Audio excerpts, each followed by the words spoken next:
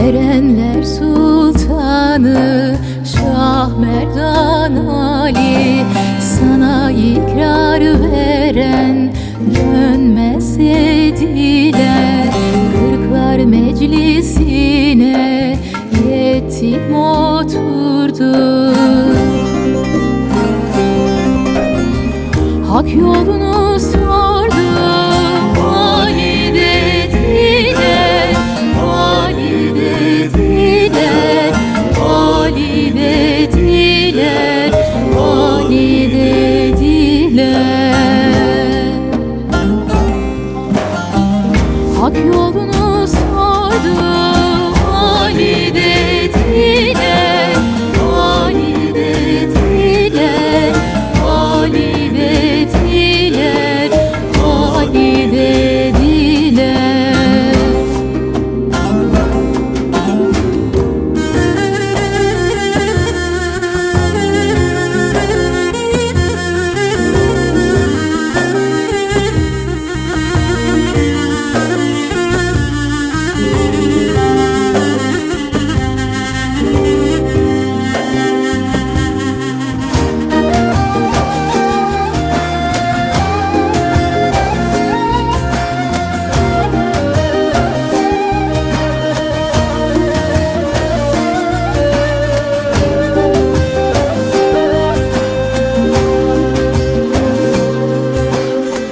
Muhammed Ali ikrarın verdi, nicesi boyandı, kıyama durdu. Ak kılıcı o dem Zülfikar oldu. Zülfikar'ı tutan Ali dediler, Ali dediler, Ali dediler, Ali dediler.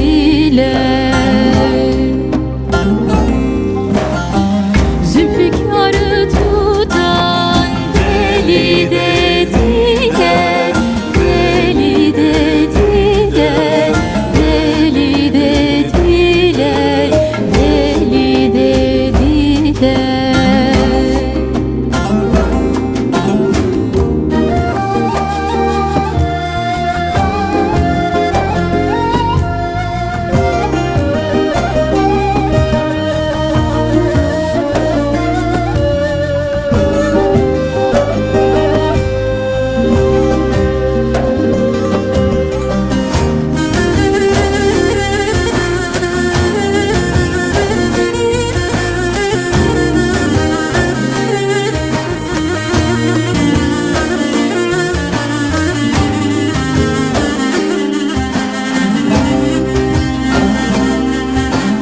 Mürşit aklı ile menzil alanlar, zalimin önünde hep sen duranlar.